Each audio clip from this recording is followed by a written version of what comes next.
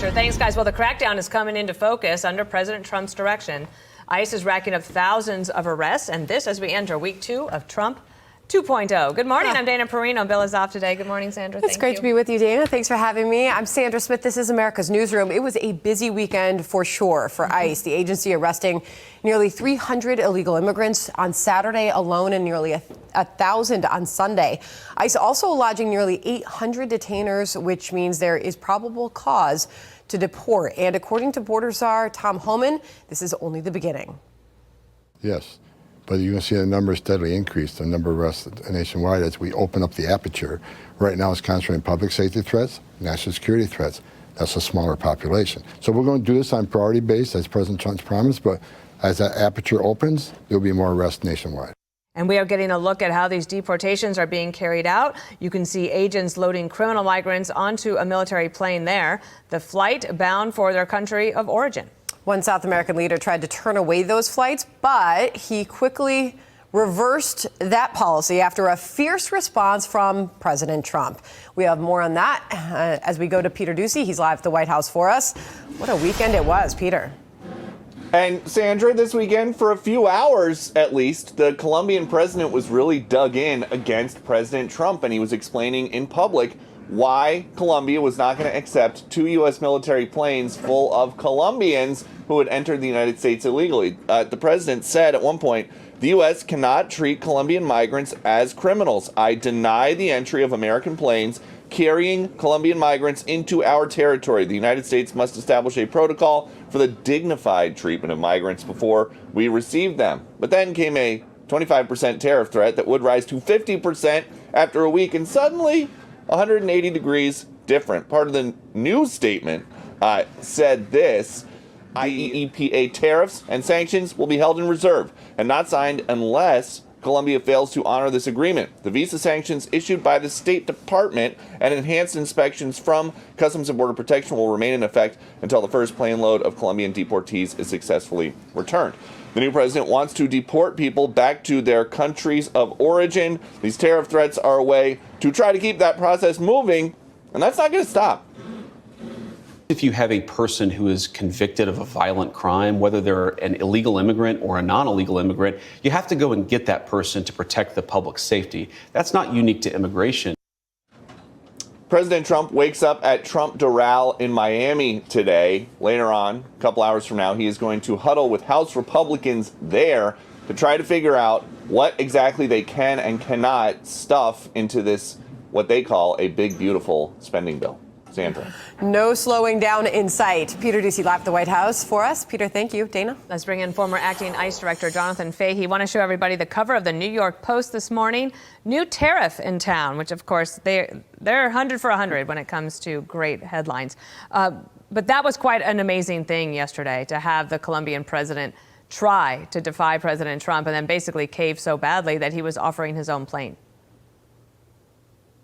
Yeah, it was pretty amazing. It just really shows we have new leadership in town. And I think these countries are going to realize they're going to break out into two categories. One is going to be countries that cooperate, and the other one is going to be countries that wish they did, because he's going to make it so painful for them that it's not going to be worth it for them. So hopefully most of them will fall in the former category and cooperate, because it's not worth it for them, and there's no reason for them not to be taking their citizens back. But it really just shows a stark contrast between the new leadership and the previous leadership, which seemed to view weakness as somehow virtuous for America and always putting America last. These are people in most cases that are criminals that need to be removed from our country, and these countries should accept them back, and I think they're going to. And this was a great day for the Trump administration as far as not only for these particular migrants, but overall deterrence for people that will be coming in, and those that are here, they're going to want to fight any sort of deportation efforts. And the Colombian president might just serve as an example to others, right? So not taking your people back, it's not going to be an option. So that, I think, sets the stage. I just want to show you here, I'm not going to read them all out to everybody, but look on your screen, because these are the number of arrests and actions that have been taken in terms of this action in just week 1. And it's quite extraordinary how many people are actually out there and who they can find. Based on your experience, how were they able to do this so quickly? Did they already know where these people were that they wanted to go and get them? But I think a lot of the things this administration is doing, one of the things Stephen Miller talked about, I think on Friday on Fox, was about how they're creating task forces with local law enforcement and all the federal agencies to go after the illegal migrants and criminals. And this is really more than a force multiplier, because this is something the federal government routinely does with drug traffickers, gangs, human traffickers. And you get the experience of the local law enforcement in terms of locating people with the federal expertise of federal law enforcement. So it really is the numbers are going to skyrocket from these numbers, which are already at about 1,000 a day. The administration taking some heat for how they are being described as going after folks. Watch Martha Raddatz and Tom Homan this weekend. How many MS-13 members are the age of 14 to 17? Many of them. So look, if it's a national security threat, public safety threat, and what you need to understand is a case by case. Name another agency, another law enforcement agency that has those type of requirements, that they can't walk into a school or a doctor's office or on a medical campus. No other agencies have those standards. ICE officers should have discretion to decide if a national security threat or a public safety threat is in one of these facilities, then there should be an option for them to make the arrest. So, but to keep all of this going, it requires funds in order to make it happen. Watch Senator Graham this weekend. They're going to deport people who are part of gangs, that are criminals. There's 1.4 million who've had their case fully adjudicated, and they're still here. There's about 680,000 convicted of serious crimes. To my Republican colleagues, particularly in the House, as we fiddle, our immigration plans are hitting walls. We're not building walls, we're hitting walls. Last word to you about that point. How quickly do they need these funds in order to keep doing what they're doing?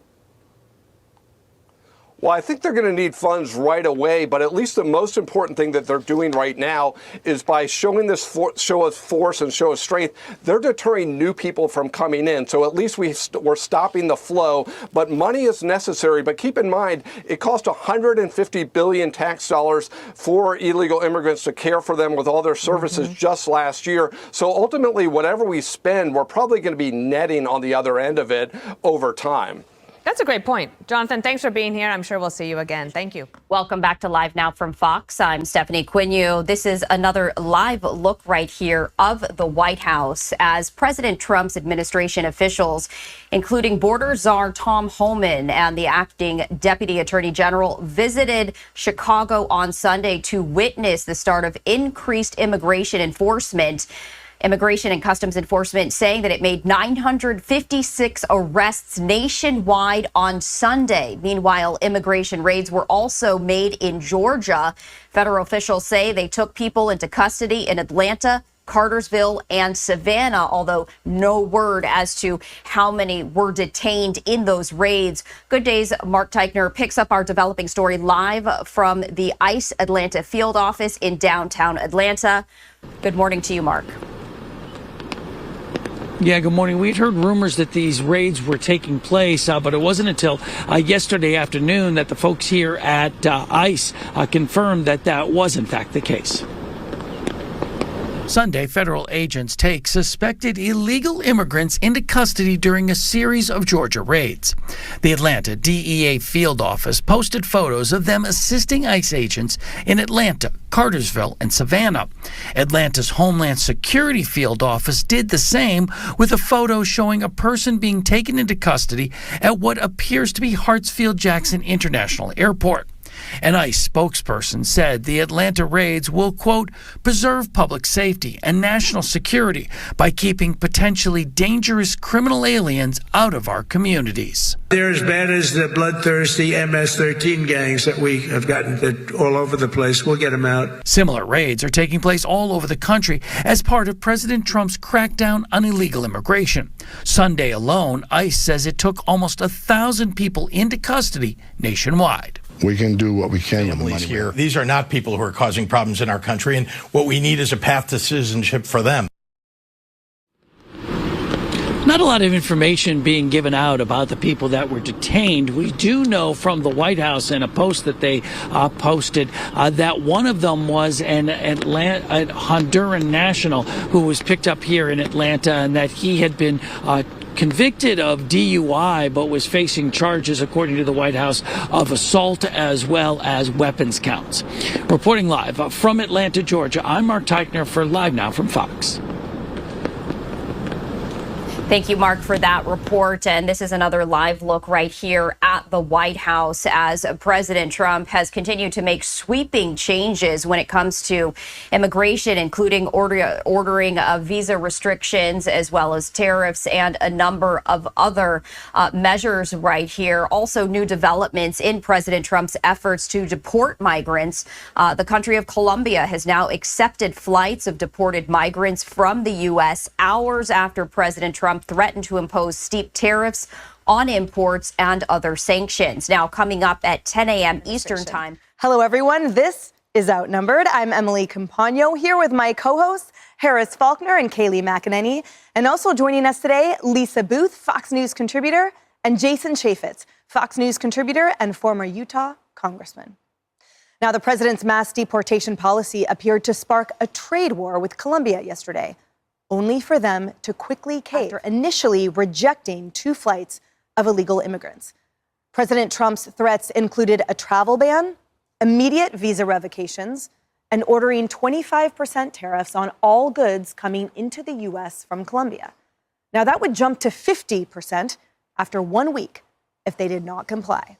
President Gustavo Petro has the presidential plane ready to facilitate the return of the compatriots who were to arrive in the country today in the morning on deportation flights. Meanwhile, the first of 1,500 U.S. Marines and U.S. Army personnel began arriving at our southern border. Their mission? Make good on President Trump's campaign promise to bring back his effective Remain in Mexico policy. The Coast Guard getting involved, too, intercepting a boat carrying illegal migrants that was sinking in U.S. waters.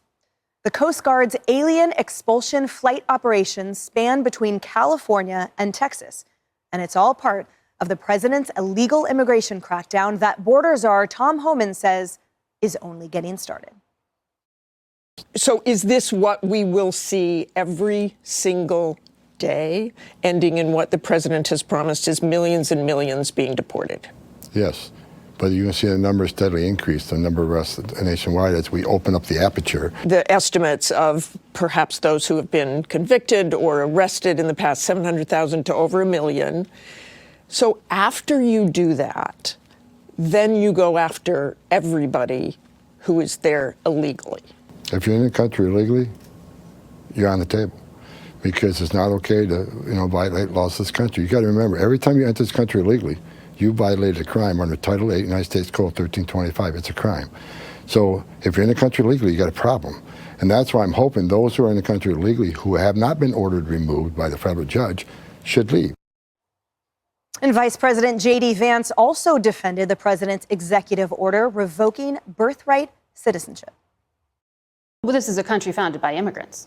Well, this is a country founded by... country. This is a very unique country, and it was founded by some immigrants and some settlers. But just because we were founded by immigrants doesn't mean that 240 years later that we have to have the dumbest immigration policy in the world. No country says that temporary visitors, their children, will be given complete access to the benefits and blessings of American citizenship. America should actually look out for the interests of our citizens first. And that means, again, if you're here permanently and lawfully, your kid becomes an American citizen. If you're not here permanently, if you're not subject to the jurisdiction of the United States and don't plan to be, why would we make those people's children American citizens permanently? Jason Chaffetz, so much to unpack here, and I saw you reacting off camera to a lot of what we just saw. Tell us your thoughts. Woo, I love it. This is America first. This is exactly what America voted for. USA. And Tom Homan and Vice President Vance and Donald Trump are leading that clarity. If you're here illegally, you're going to have to provide that restitution and go home. And if we need to detain you, arrest you, and deport you, we're going to do that. And Colombia, you know what? They were used to Obama, Biden, and Harris. They could roll over the United States all day, every day, and nobody would say a peep to them. Those days are over. It's America first. We are the world's economic and military superpower. You're not going to push us around. We're going to use every tool that we have. You want to come to this country and be a legal migrant? More power to you. We'll help you get here. I'm tired of these people, these politicians making an excuse. Oh, what about these rapists? Because, what about flowers? What about the cost of coffee? I mean, these are things that they're really worried about instead of the safety and security of Americans. It's America first, and I love it. And it was 1 week ago, like to the minute, that Donald Trump was sworn in. It's true. So, Kaylee, talk to me about, through the lens of having worked for number 45, right, during the prior administration, talk to me specifically about this relationship with Colombia. Jason portends, these countries are going to fall in line. They're used to maybe dealing with a different kind of president. Here they have a commander-in-chief that has prioritized American interests. What do you foresee happening from additional Central American countries? Yeah, we're simpatico, because that's exactly where my mind is at, Emily. There is this Twitter feed. It's called Cynical Publius. And he laid out just methodically how things traditionally work. It's so good that the vice president just sent it out. He lays out the traditional approach in dealing with, let's say, Colombia when they won't take a migrant flight. You get a task force together. It's the Department of Defense, it's ICE, it's the Secretary of State, the State Department. That task force comes up with a position paper. That position paper is then rejected by the Secretary of State in the name of equity. Days later, the president is briefed on it. And by the way, the details are leaked to the Washington Post. And then in the end, we get a worse deal with Colombia, and they take fewer migrants than what we intended, and this all happens in about a month's time. Wait. Then Trump comes on board, and then we get the art of the deal. And while he is playing golf on various holes, he is threatening Colombia with tariffs and not backing down. And by the end of his golf game, in just about an hour, the Colombian president backs down, agrees to accept all migrants. It's called the art of the deal. And what does he do in solving this in an hour's time rather than a month's time? He sends a message to the EU. I will give you tariffs. They're coming your way unless you take our agricultural products. To Mexico, to Canada, tariffs coming your way February 1st, unless, hey, you rectify your trade imbalance. Message to Putin, I've threatened tariffs against you because Putin, if you don't get a deal, you're next. And message to Denmark, give us Greenland or you're under the threat of tariffs too. Every country in the world is shaking in their boots because they know that man means business. It's the art of the deal.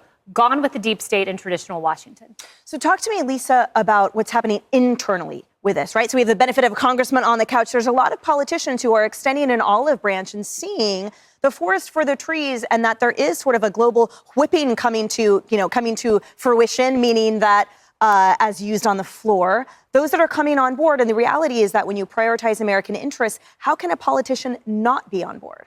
Well, I mean, this is also the first Republican to get the popular vote in 20 years. This is someone who has the American people behind him. This is someone where, even according to the New York Times, 55% of Americans want to deport all illegal aliens. So he's got a lot of juice right now entering this next term of his presidency. I love that he shared a photo on True Social, an AI photo of F around and find out. That's the new mantra of the next 4 years. Gone are the days, as we pointed out, of saying don't and then everyone does. When he says don't, you don't, right? And he gets knocked a lot for his use of tariffs, but you look how smartly, how intelligent he was to use this and how effective it is of making these threats. Part of the challenge in these deportations is getting some of these countries to accept criminals, rapists, pedophiles. They're not going to want to accept these people. So you have to have tariffs and some of these leverage points to get them to accept it, because we know there's been reports of countries like Venezuela emptying their prisons and sending violent offenders here to the United States. So we've got to have leverage points to get these people to take back, these bad people. So good for President Trump being smart and utilizing tariffs and getting people, F around, you find out, right? And I have to say, Harris, that a lot of the pushback seems to be sort of singular in concept that frankly reduces our allies and neighbors to sort of one thing. Coffee from Colombia. We actually make our own coffee here too in Kona, in Hawaii, right? There's multiple things coming out of our neighbors' countries that aren't sort of reducible to one thing. But I think that's part of what the media has been articulating this entire time, arguing that the GOP reduces humans to an identity, but really it's them shoving these countries into boxes. President Trump sees them as partners. Yeah, what's interesting is Trump's trying to bring about a world where he'll drop the rate for companies that actually come here and make some of that stuff to 15% tax rate. So we might not have to miss coffee or whatever they think they're going to miss that we can clearly make our own, but maybe not as much of, because maybe some of those countries will come here and they'll package their stuff or distribute it from here. He's trying to make that happen. Look, I want to know who Colombia's Gustavo Petro called. Who did he call? Because somebody had to say, Yeah, I'm sure he called a friend. Which friend did he call among those who are also one of the 160 countries that have people here illegally who are committing violent crimes? Like, is there a group of them? Because I'm guessing that there might be. And if that's the case, everybody get your planes ready, your presidential planes ready, because we have some folk you need to take back. And, you know, here's the other thing. On the list, because we scrolled it last hour, it was so long, we needed to scroll it several times. He wants to begin reviewing the U.S.-Mexico-Canada agreement. Yeah, that is a discussion about wider protection of borders and that whole thing. I mean, this goes beyond the deportations now. What are they going to do? And look, Trudeau in Canada can probably answer some questions about what he's capable of doing and what he means when he says, if you don't do what I say, you can be the 51st state, Canada. I mean, I think now we are in that group, as you say. If you know, you know, you know what the F stands for. But we're also in a place where everybody around the world has to be talking to each other now. I happen to think that's a really good thing. I mean, they're talking about us in a way of strength now, not what can you get from the Biden administration if we promise we might help them a little. That's right. And look, speaking from experience, resisting parking tickets, the whole point is it just gets more expensive. Okay, that's hilarious. I think that strong, Emily. That's hilarious. No, you got to pay it, which Columbia learned.